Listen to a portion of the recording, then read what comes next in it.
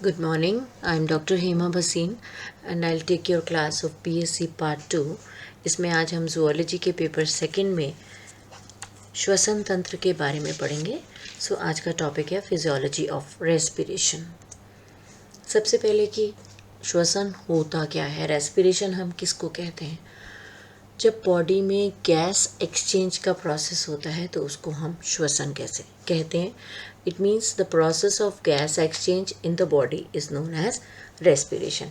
यानी कि oxidation nutrients जो होते हैं मटेरियल का सेल्स में रिलीज़ करता है एनर्जी को और उससे ब्रीदिंग होती है। अब रेस्पिरेशन बेसिकली हम 3 स्टेप्स में पढ़ते हैं। पल्मोनरी वेंटिलेशन जिसको हम ब्रीदिंग कहते हैं, दूसरा होता है एक्सटर्नल रेस्पिरेशन, तीसरा होता है इंटरनल रेस्पिरेशन। तो पल्मोनरी वेंटिलेशन या ब्रीदिंग होता है, इसका मतलब होता है कि जब हम एयर को अंदर को लेते हैं या एयर को हम बाहर निकालते हैं, यानी कि इनहेलेशन होता है, इनफ्लो होता है, या एक्सलेशन होता है, आउटफ्लो होता है एयर का। और इसमें एक्सचेंज ऑफ एयर इन्वॉल्व होती है एटमॉस्फेयर और हमारे लंग्स के अंदर प्रेजेंट एल्वेलाई के बीच में। तो इस तरह की जो ब्रीदिंग होती है उसको हम पल्मोनरी वेंटिलेशन कहते हैं। फिर आता है एक्सटर्नल रेस्पिरेशन, या ये भी पल्मोनरी रेस्पिरेशन है। एक्सटर्नल रेस्पिरेशन मतलब हम अगर देखें तो हर एक लिविंग बीइंग को एनर्जी चाहिए होती है ग्रोथ और डेवलपमेंट के लिए, और ये जो एनर्जी है वो प्रोवाइड होती है ब्रेकडाउन ऑफ फूड से। तो ये जो ब्रेकडाउन होता है ये एक प्रोसेस होता है रेस्पिरेशन जिसके द्वारा ये सब कुछ हो रहा है। तो हम एक तरह से रेस्पिरेशन को ऐसे भी डिफाइन कर सकते हैं कि ये किसी भी ऑर्गेनिक कंपाउंड का बायोकेमिकल ऑक्सीडेशन है, जैसे ग्लूकोज का, तो एनर्जी देने के लिए। तो रेस्पिरेशन एक्सटर्नल और इंटरनल की जब हम बात करते हैं तो एक्सटर्नल रेस्पिरेशन का मतलब होता है कि गैस एक्सचेंज रेस्पिरेटरी मेम्ब्रेन के अंदर, लंग्स के अंदर एक्सचेंज हो रहा है। यानी कि ये जो एक्सचेंज ऑफ गैसेस है वो एल्वुलाई लंग्स में जो प्रेजेंट है उनमें और ब्लड कैपिलरीज के बीच में हो रहा है, यानी रेस्पिरेटरी मेम्ब्रेन के अक्रॉस हो रहा है। इस प्रोसेस के अंदर पल्मोनरी कैपिलरी ब्लड जो होता है वो ऑक्सीजन लेता है और कार्बन डाइऑक्साइड को छोड़ता है। यानी कि इसमें 2 स्टेजेस होती हैं, ब्रीदिंग जिसमें कि इनटेक हुआ ऑक्सीजन का बॉडी के अंदर और एक्सपल्शन हुआ कार्बन डाइऑक्साइड का बॉडी से बाहर। और जो गैस एक्सचेंज है जो लंग्स में होगा उसमें क्या होगा, एक्सचेंज ऑफ गैसेस होगा बिटवीन ब्लड कैपिलरीज और लंग्स के एल्वुलाई के बीच में। और ये जो एल्वुलाई हैं ये बिल्कुल thin walled round shaped cells होते हैं जो लंग्स के अंदर प्रेजेंट होते हैं। अभी हम आगे की स्लाइड्स में इनके बारे में पढ़ेंगे। और ये गैस एक्सचेंज के लिए वहाँ पे सरफेस एरिया को बढ़ा देते हैं। फिर आता है इंटरनल रेस्पिरेशन। इंटरनल रेस्पिरेशन का मतलब होता है टिश्यू रेस्पिरेशन। अब जो इंटरनल रेस्पिरेशन है ये बॉडी सेल्स के अंदर ही होता है और इसमें सारे बॉडी सेल्स जो होते हैं इन्वॉल्व होते हैं। ना केवल सेल्स, लंग्स के सेल्स के अलावा सभी सेल्स इसके अंदर इन्वॉल्व हो। एक्सचेंज ऑफ गैसेस होता है सिस्टमिक कैपिलरीज और टिश्यू सेल्स के बीच में। इसमें क्या होता है, ऑक्सीजन जो ब्रेकडाउन से मिली, ग्लूकोज के ब्रेकडाउन से रिलीज हुई एनर्जी वो एटीपी के फॉर्म में होती है और उसको बोलते हैं सेलुलर रेस्पिरेशन, यानी कि वो सेल्स के अंदर होता है। और ये जो रेस्पिरेशन होता है ये 2 प्रकार का होता है, एरोबिक रेस्पिरेशन और एनारोबिक रेस्पिरेशन। एरोबिक जिसमें कि ऑक्सीजन रिक्वायर्ड होती है और एनारोबिक जिसमें कि ऑक्सीजन रिक्वायर्ड नहीं होती है। मतलब जैसे एरोबिक में हम कहें कि ग्लाइकोलिसिस हुआ जो कि साइटोप्लाज्म में हुआ, फिर क्रेब साइकिल हुआ, मैट्रिक्स ऑफ माइटोकॉन्ड्रिया में होता है, ऑक्सीडेटिव फॉस्फोराइलेशन होता है तो वो होता है इनर मेम्ब्रेन ऑफ माइटोकॉन्ड्रिया में। तो इस तरह से ये अलग अलग रेस्पिरेशन देखने को मिलते हैं। अब हम पढ़ते हैं टाइप्स ऑफ रेस्पिरेशन। सबसे पहले रेस्पिरेशन को हम 2 पार्ट्स में नॉर्मली डिवाइड कर सकते हैं, एक्सटर्नल रेस्पिरेशन और इंटरनल रेस्पिरेशन। जैसे अभी हमने पहले पढ़ा, एक्सटर्नल रेस्पिरेशन का मतलब है exchange of oxygen and carbon dioxide lungs और ब्लड के बीच में जब होता है तो वो एक्सटर्नल रेस्पिरेशन कहलाता है। ऐसे ही जो इंटरनल रेस्पिरेशन होता है, इसमें एक्सचेंज ऑफ गैसेस होता है ब्लड और टिश्यूज़ के बीच में। यहाँ ब्लड और लंग्स के बीच में होता है और यहाँ ब्लड और टिश्यूज़ के बीच में होता है। अब हमने ये बात करी कि इस एक्सटर्नल रेस्पिरेशन को और इंटरनल रेस्पिरेशन के अलावा हम इनको और दो भागों में डिवाइड कर सकते हैं, एरोबिक रेस्पिरेशन और एनारोबिक रेस्पिरेशन। एरोबिक रेस्पिरेशन जिसमें कि ऑक्सीजन की आवश्यकता होती है, सेट ऑफ मेटाबॉलिक रिएक्शंस जो कि ऑक्सीजन की प्रेजेंस में होते हैं और इसमें ये कन्वर्ट करते हैं केमिकल एनर्जी को एटीपी में। इसी तरह एनारोबिक रेस्पिरेशन जो होता है, इसमें ये सेलुलर रेस्पिरेशन है जहाँ पे हाई एनर्जी इलेक्ट्रॉन एक्सेप्टर ना तो ऑक्सीजन ना ही पायरुवेट डेरिवेटिव्स एक्सेप्ट करते हैं and they do not require oxygen also. Now see, this is the human respiratory system where you can see this is the nasal passage। फिर इसके बाद ये nasal passage के बाद जो मुख से कैविटी जा रही है वो ओरल कैविटी कहलाती है। फिर ये नेजल पैसेज जो है नीचे की तरफ आया, फेरिंग्स से जुड़ गया। फेरिंग्स के बाद फिर ट्रैकिया लैरिंग्स के साथ जुड़ा, फिर लैरिंग्स के बाद ये ट्रैकिया का पोर्शन आया और ये ट्रैकिया फिर आगे दो में ब्रोंकाई में डिवाइड हो गया और ये ब्रोंकाई फिर आगे डिवाइड हो जाएंगे। ये दो लंग्स दिखाई दे रहे हैं बॉडी के और इसके पीछे यहाँ पे हार्ट प्रेजेंट होता है और ये रिब्स होती हैं हमारी जो इनकी सुरक्षा के लिए होती हैं। अब हम फिजियोलॉजिकल एनाटॉमी देखें अगर रेस्पिरेटरी सिस्टम की, तो रेस्पिरेटरी सिस्टम में दो पोर्शन में हम डिवाइड कर सकते हैं। एक तो अपर रेस्पिरेटरी सिस्टम जिसको हम रेस्पिरेटरी ट्रैक्ट कहते हैं और दूसरा होता है रेस्पिरेटरी सीट जिसको हम लोअर रेस्पिरेटरी सिस्टम कहते हैं। जो अपर रेस्पिरेटरी सिस्टम है या रेस्पिरेटरी ट्रैक्ट है उसमें नेजल कैविटी, फेरिंग्स, लैरिंग्स, ब्रोंकाई और ट्रैकिया। अभी हम इन सब के बारे में नेक्स्ट स्लाइड्स में डिटेल पढ़ेंगे। ऐसे ही जो लोअर रेस्पिरेटरी सिस्टम या रेस्पिरेटरी सीट है, इसमें आएंगे दो लंग्स और उनकी कवरिंग प्लोरा जिसमें रेस्पिरेटरी ब्रांक्यूल्स होंगे, एल्वियोलर डक्ट्स होंगी, एट्रिया होगा, एल्वियोलर सैक्स होंगे और एल्वियोलाई पाए जाएंगे। अब ये देखिए, ये है अपर रेस्पिरेटरी ट्रैक्ट।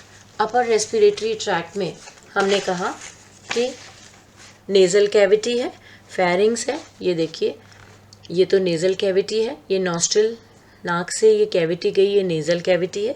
फिर हमने कहा उसके बाद आता है फेरिंग्स, तो ये अंदर की तरफ ये देखिए ये दो पार्ट्स हैं, ये फेरिंग्स है, ये भी फेरिंग्स है, ये भी फेरिंग्स है। उसके बाद थर्ड हमने पढ़ा था लैरिंग्स लिखा था, ये लैरिंग्स का पार्ट आ गया। फिर इसके बाद ये नीचे की ओर ट्रैकिया का पार्ट आ जाता है। दो प्राइमरी ब्रोंकाई होते हैं, सेकेंडरी टर्शरी ब्रोंकाई होते हैं और टर्मिनल ब्रोंक्यूल होते हैं जो लंग्स में खुलते हैं।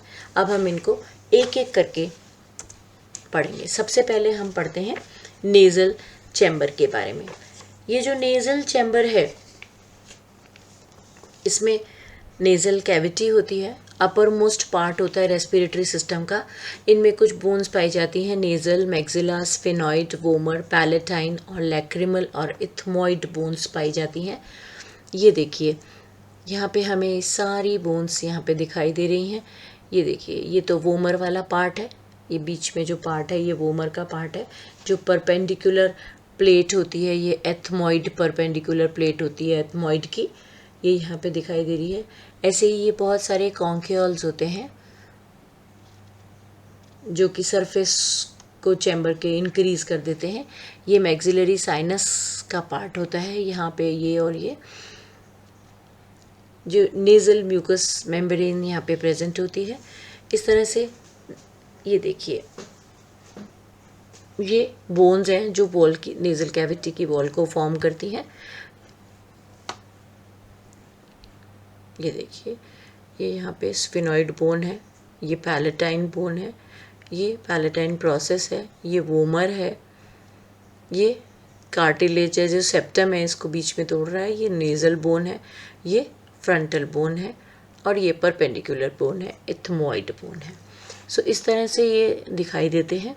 इनमें अपर्चर लेयर्स होते हैं, नेज़ल कॉन्के होते हैं, सुपीरियर, मिडल और इन्फीरियर कॉन्केज में प्रेजेंट होते हैं। चैनल्स होते हैं इनके अंदर, इन्फीरियर नेज़ल मेटस होता है, मिडल नेज़ल मेटस होता है, सुपीरियर नेज़ल मेटस होता है, स्फिनोइथमोइडल रेसिस पाया जाता है इसके अंदर। तो इस तरह से ये देखिए, ये इसके क्रिस्टा गैलाई होता है। फिर ये आगे की ओर ये लेबरिंथ का पार्ट होता है, परपेंडिकुलर प्लेट होती है ये वाली, जिसको हमने एथमोइड प्लेट होती है, और ये इसके नीचे फिर यहाँ पे ये वोमर के साथ जुड़ा होता है, और ये इस तरह से नॉस्ट्रल का पार्ट बनाता है। अब अगर हम इसके फंक्शंस देखें तो इनके फंक्शंस होते हैं वार्मिंग, यानी कि ब्लड कैपिलरीज जो होती हैं वो हीट रेडिएट करती हैं और एयर को अंदर आने देती हैं, वार्म अप होते हैं बॉडी टेम्परेचर के अकॉर्डिंगली। इसी तरह से मॉइस्चनिंग करती हैं, यानी कि इंस्पिरेटरी एयर्स जो होती है वो सीरस ग्लैंड्स के द्वारा एंटर हो जाती हैं लंग्स के अंदर, तो वो मॉइस्चन करती हैं, नमी बनाए रखती हैं। फिर तीसरा आता है क्लीनिंग का पार्ट करती हैं, जो नेज़ल म्यूकस मेम्ब्रेन होती है और हेयर्स होते हैं, हमारी नाक के अंदर जो बाल होते हैं वो डस्ट को ट्रैप कर लेते हैं, और अन्य जो पार्टिकुलेट मैटर हैं और जो सीलिया हैं वो ट्रांसफ़र कर देते हैं इन ट्रैप्ड पार्टिकल्स को फेरिंग्स की तरफ, जहाँ पे वो ब्रोंकाई में पास ऑन हो जाते हैं और लंग्स में चले जाते हैं। तो जो इम्प्योरिटीज़ हैं वो एडियर हो जाती हैं म्यूकस के साथ, तो इसलिए यहाँ पे क्लीनिंग हो जाती है। फिर आता है स्टरलाइजेशन। म्यूकस एक एंटीसेप्टिक की तरह एक्ट करती है, इसलिए स्टरलाइज करती है। फिर ये टेम्परेचर ऑफ एयर को बनाए रखते हैं, यानी कि इक्विवेलेंट होता है बॉडी टेम्परेचर के। ये सेंस ऑफ स्मेल कर लेते हैं, सो ऑल्फैक्टरी सेल्स पाए जाते हैं जो सेल्स को स्मेल कर पाते हैं।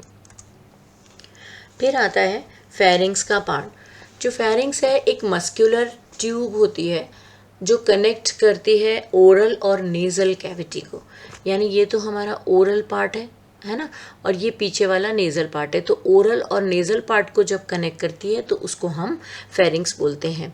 जैसे हम पीछे देखते हैं, ये देखिए, ये फेरिंग्स वाला पार्ट है, ये नेज़ल पार्ट है और ये ओरल पार्ट है। तो इन दोनों पार्ट्स को कनेक्ट करने के लिए फेरिंग्स प्रेजेंट होती है। अब ये जो फेरिंग्स है इसको 3 भागों में डिवाइड किया गया है। एक तो नेज़ोफेरिंग्स, दूसरा ओरोफेरिंग्स और तीसरा होता है लेरिंजियोफेरिंग्स।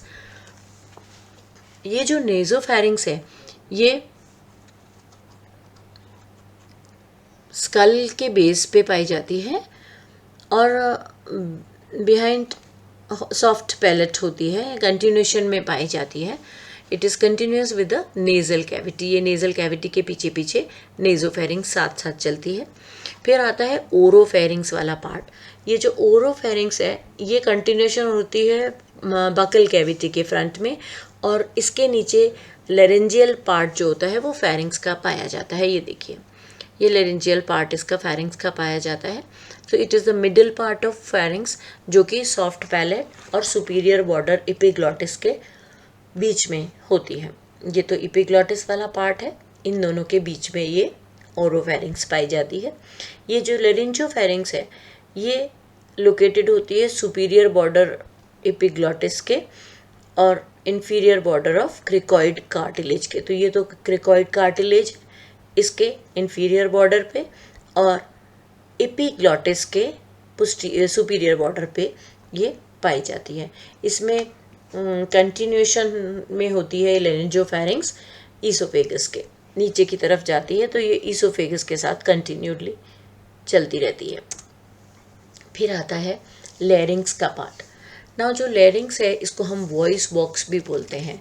ये वो ऑर्गन है जो कि नेक के टॉप पे होता है और ब्रीदिंग में इन्वॉल्व होता है, जिससे कि साउंड प्रोड्यूस होती है, और जो ट्रैकिया का पार्ट होता है उसको प्रोटेक्ट करते हैं फूड एस्पिरेशन से, यानी कि भोजन अंदर की तरफ इसमें नहीं जा पाए इसलिए इसको प्रोटेक्ट किया जाता है। थायराइड कार्टिलेज इसमें पाया जाता है। इनमें ये हम देखेंगे कि ये कार्टिलेजेस पाए जाते हैं, थायराइड, क्रिकॉइड, रेटिनाइट और एपिग्लॉटिस पाया जाता है। जो थायराइड कार्टिलेज है ये लार्जेस्ट कार्टिलेज होता है। और ये देखिए, ये रहा थायराइड कार्टिलेज, यहाँ पे दिख रहा है, ये थायराइड कार्टिलेज है। ये सबसे बड़ा कार्टिलेज होता है और ये प्रोटेक्टिव शील्ड होता है जो लैरिंग्स के आगे वाले अग्रभाग को सराउंड करता हुआ होता है। इसके बाद आता है ये क्रिकॉइड कार्टिलेज का पार्ट। ये जो क्रिकॉइड कार्टिलेज का पार्ट है ये ट्रैकिया को घेरे हुए रहता है, यानी कि इनसर्कल कर लेता है कंप्लीटली। फिर इसके बाद आता है एपिग्लॉटिस का पार्ट। ये elastic cartilaginous leaf shaped flap होता है जो कि लैरिंग्स की ओपनिंग को कवर करता रहता है और ये इंटरनल सरफेस पे थायराइड कार्टिलेज के साथ अटैच्ड होता है।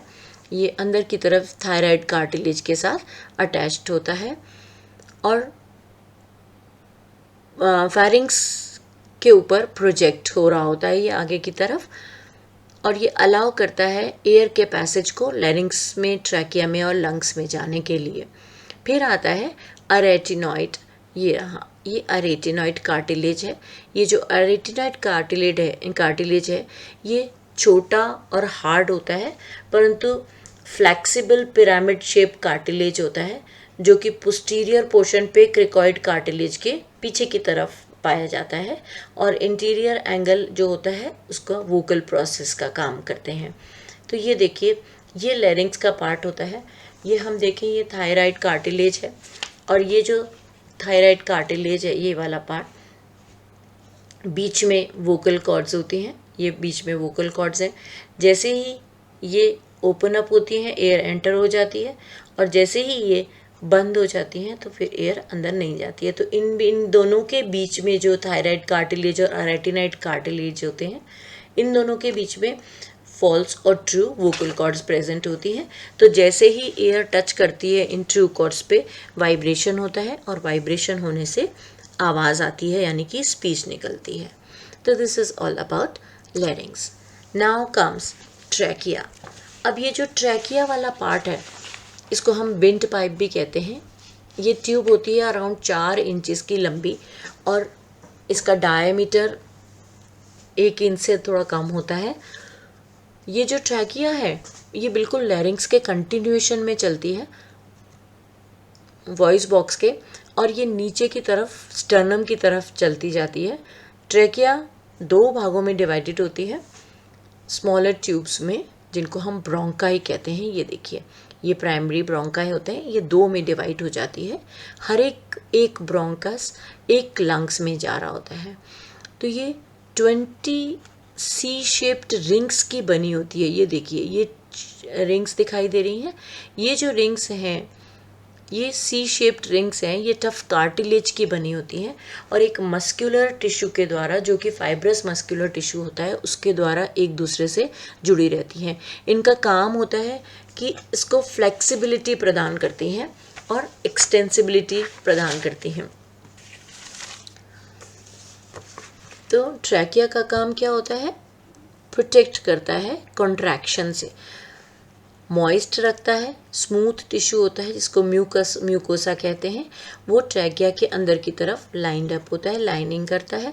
Trachea widens and lengthen slightly with each breath. जैसे जैसे सांस अंदर लेते हैं तो वो थोड़ा सा बड़ा होता है और लंबा होता है, returning to its resting side when we breathe out. यानी कि जब हम सांस बाहर को दे देते हैं तो ये वापस अपनी नॉर्मल साइज पे आ जाता है। तो ट्रैकिया लैरिंग्स के कंटिन्यूएशन में आता है और थिन वॉल्ड होता है, रिजिड ट्यूब होती है जो कि 45 इंच लंबी होती है और अराउंड 4 इंच लंबी होती है और अराउंड 1 इंच डायमीटर वाइड होती है। ये इसोफेगस के फ्रंट पार्ट में होती है और इस तरह से इसमें सी शेप्ड रिंग्स होती हैं हाइलिन की, जो एक दूसरे से फाइब्रस मस्कुलर टिश्यू के द्वारा जॉइंट होती हैं, जो कि फ्लेक्सिबिलिटी और एक्सटेंसिबिलिटी प्रोवाइड करती हैं।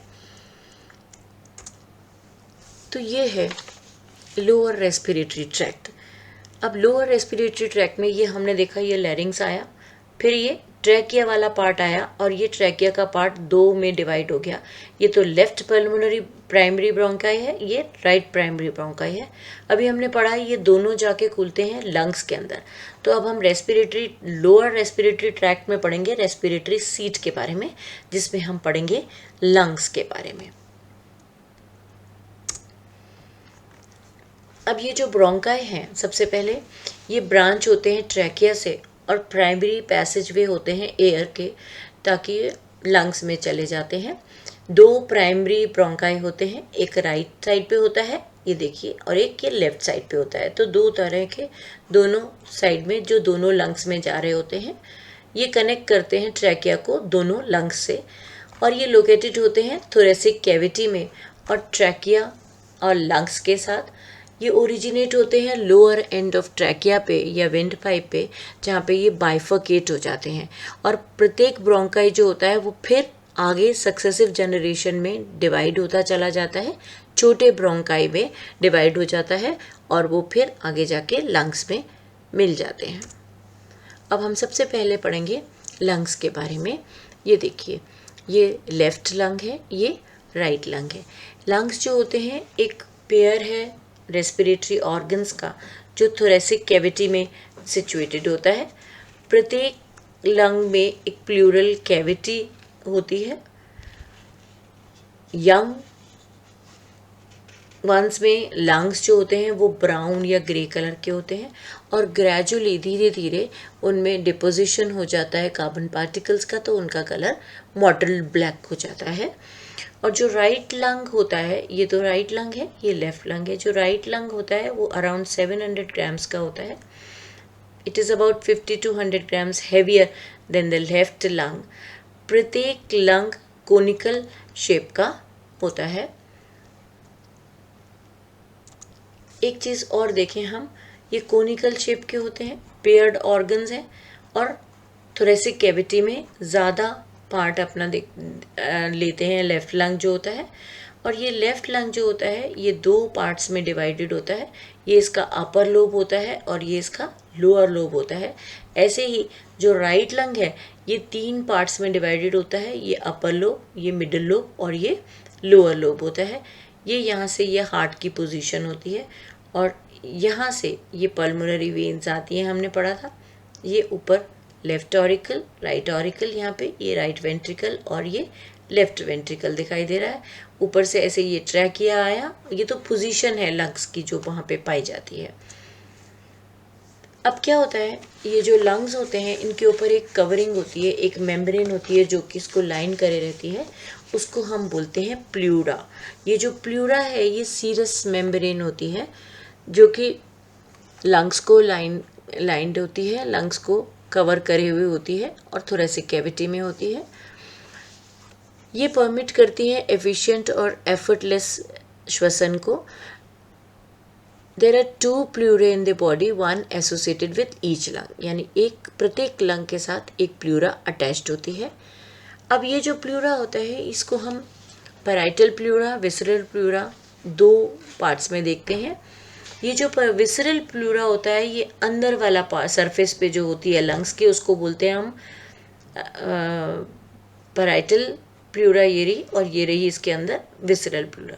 तो ये जो पैराइटल प्लूरा होती है वो internal surface of thoracic cavity की होती है, और ये थिक होती है विसरल प्लूरा से। तो पैराइटल प्लूरा जो होती है वो लाइन करती है इंटीरियर ऑफ चेस्ट वॉल को and upper surface of diaphragm को। ऐसे ही जो विसरल प्लूरा है ये यहाँ पे दिखाई दे रही है, ये ब्लैक कलर में जो अंदर को आई, ये विसरल प्लूरा है। ये कवर करती है आउटर सरफेस ऑफ लंग्स को, और ये लंग्स के साथ ही अटैच्ड रहती है। ये देखिए, this is how it is in continuation with the parietal pleura at hilum of each lung. Now next comes, इन दोनों के बीच में ये जो पैराइटल प्लूरा और विसरल प्लूरा हैं, इन दोनों के बीच में एक कैविटी होती है जिसको हम बोलते हैं प्लूरल कैविटी। ये देखिए, ये जो प्लूरल कैविटी है ये इसमें प्लूरल फ्लूइड भरा हुआ होता है जो कि एपिथेलियल सेल्स ऑफ प्लूरा से सिक्रीट होता है और ये लुब्रिकेंट का काम करता है, यानी कि ये प्लूरे के सरफेस को लुब्रिकेट करता है, लसीला बना के रखता है और एक सरफेस टेंशन प्रोड्यूस करता है, जिससे कि पैराइटल और विसरल प्लूरा एक दूसरे के पास रहते हैं और एक दूसरे से घर्षण नहीं होता, टकराते नहीं हैं। अब ये देखिए, अभी हमने पहले देखा कि इसके 3 भाग हैं, राइट लंग के और लेफ्ट लंग के 2 भाग हैं। ये जो राइट लंग है ये थोड़ा सा बड़ा होता है लेफ्ट लंग से और डिवाइडेड होता है ओब्लिक और हॉरिजॉन्टल फिशर्स के द्वारा। ये हॉरिजॉन्टल फिशर्स हैं, ये ओब्लिक फिशर है, इसके द्वारा ये 3 पार्ट्स में होता है। ये अपर लोब, ये मिडिल लोब और ये लोअर लोब। जो अपर लोब होता है उसको सुपीरियर लोब कहा और मिडिल लोब और लोअर लोब को हमने कहा इंफीरियर लोब। ये जो ओब्लिक फिशर्स होते हैं ये इंफीरियर बॉर्डर से अपवर्ड की तरफ और पीछे की तरफ जाते हैं। जो मिडिल लोब होता है ये छोटा होता है, ट्रायंगुलर लोब होता है, जो कि हॉरिजॉन्टल और ओब्लिक फिशर्स के द्वारा घिरा हुआ दिखाई दे रहा है यहाँ पे। लेफ्ट लंग जो है ये डिवाइडेड होता है 2 लोब्स में और ये एक ओब्लिक फिशर के द्वारा 2 लोब्स में डिवाइडेड होता है। जो ऊपर वाला अपर या सुपीरियर लोब होता है और जो नीचे वाला होता है उसको इंफीरियर या लोअर लोब कहते हैं। इसमें कोई भी हॉरिजॉन्टल फिशर नहीं दिखाई देता। जो स्मॉलेस्ट ब्रोंकाई होते हैं वो डिवाइड होते हैं और उनसे ब्रोंकियोल्स बनते हैं। तो ये ब्रोंकियोल्स में डिवाइडेड हो जाते हैं जो 1 mm डायमीटर के होते हैं। ये जो ब्रोंकियोल्स हैं ये देखिए, ये ब्रोंकाई हैं, ये फिर डिवाइड हो गए टर्शरी ब्रोंकाई में और फिर ये आगे जाके डिवाइड हो गए ब्रोंकियोल में। सेकेंडरी में पहले ये प्राइमरी ब्रोंकाई थे, फिर ये 2 में डिवाइड हुए, ये यहाँ पे आए तो ये तो सेकेंडरी हो गए, फिर सेकेंडरी और डिवाइड हो गया टर्शरी में। तो इस तरह से जो ब्रोंकियोल्स हैं वो टर्मिनल ब्रोंकियोल्स में कन्वर्ट हो जाते हैं। प्राइमरी ब्रोंकाई ब्रोंकियोल्स में, फिर एल्वियोलर डक्ट में जाता है, फिर एल्वियोलर सैक में जाता है। तो इस तरह से ये डिवाइड होते चले जाते हैं, यानी ट्रैकिया से प्राइमरी ब्रोंकस के बाद सेकेंडरी ब्रोंकाई जो थिनर डायमीटर के होते हैं, फिर टर्शरी ब्रोंकाई और फिर टर्मिनल ब्रोंकाई में चले जाते हैं। ये जो सेकेंडरी और टर्शरी होते हैं ये सिंपल कॉल्यूमिनर एपिथेलियल सेल्स से लाइंड अप होते हैं, जिसमें अबंडेंट सीलिया और गॉबलेट सेल्स पाए जाते हैं। जो एल्वियोलर सैक्स होते हैं उनमें कई सारे एल्वियोलाई पाए जाते हैं जो कि सिंगल चैम्बर में खुलते हैं। हर एक एल्वियोलस जो होता है वो सराउंडेड होता है एक रिच नेटवर्क से ब्लड कैपिलरीज के, और जो रूट ऑफ लंग्स होता है वो ऐसे स्ट्रक्चर से फॉर्म्ड होते हैं जिससे कि वो लंग्स से निकल रहे होते हैं या उसमें एंटर हो रहे होते हैं। तो इस तरह से जो ब्रोंकाई है और pulmonary artery, veins, lymph vessels, bronchial vessels और नर्व्स सब पाए जाते हैं। ये देखिए, अब यहाँ पे हमें बिल्कुल क्लियरली दिखाई दे रहा है ये ट्रैकिया है जिसमें हमने कहा था कि सी शेप्ड रिंग्स पाई जाती हैं। ये ट्रैकिया का फिर यहाँ पे ब्राइफिकेशन हो गया, ट्रैकिया का एक प्राइमरी ब्रोंकस हो गया, 2 बने, फिर इसके बाद ये सेकेंडरी ब्रोंकस हुए, फिर इसके बाद ब्रोंकियोल्स और फिर ये जाके एल्वियोलर डक्ट, एट्रियम और एल्वियोलर सैक में खुल गए, है ना। ये वाला जो पार्ट होता है ये एल्वियोलस का पार्ट होता है, ये एट्रियम है और ये एल्वियोलस दिखाई दे रहे हैं हमको। ये रेस्पिरेटरी ब्रोंकियोल्स हैं। अब हम इनको ब्रोंकियोल्स को एल्वियोलाई में देखें तो ये हर एक स्फीयर जो होता है इंडिविजुअल का, ये देखिए ये ब्रोंकियल में आए, ये यहाँ पे बहुत सारे रेस्पिरेटरी ब्रोंकियोल में आए जो कि 0.5 mm या इससे भी कम डायमीटर के होते हैं। और ये जो डक्ट दिखाई दे रही है हमें, ये इसको बोलते हैं हम एल्वियोलर डक्ट। ये रिलेटिवली लंबी होती है और थिन वॉल्ड होती है, फाइब्रो इलास्टिक ट्यूब्यूल्स की बनी हुई ट्यूब्स होती हैं ये। फिर ये जाके खुलते हैं एट्रियम में, ये पूरा का पूरा एट्रियम में जाके खुलते हैं। और इस एट्रियम का जो पार्ट होता है जहाँ पे ये ओपन हो रहे हैं ये एट्रियम, इसमें 2 से 5 एल्वियोलर सैक पाए जाते हैं। ये देखिए ये एल्वियोलस इनके अंदर दिखाई दे रहे हैं, ये एल्वियोलस होते हैं जिनको हम एयर सेल्स बोलते हैं। और ये इसके नीचे ही फिर यहाँ पे ऐसे लंग्स में प्लूरा पाया जाता है। अब आते हैं हम रेस्पिरेशन पे। ये हमने स्ट्रक्चर देख लिया पूरा कंप्लीट रेस्पिरेशन। अब हम देख लें एक बार जल्दी से। ये ट्रैकिया आया, ट्रैकिया डिवाइड हो गया ब्रोंकस में, ये ब्रोंकियोल्स में, दो में डिवाइड हुए, फिर प्राइमरी, सेकेंडरी और टर्शरी ब्रोंकियोल्स में, फिर वो जाके खुले लंग्स में। ये देखिए ये रिब्स है, डायफ्राम का पार्ट है जो इसको प्रोटेक्ट करता है, और ये हमारे डायफ्राम के अंदर लंग्स दिखाई दे रहे हैं। So this is all about today's class, that is respiration. Thank you.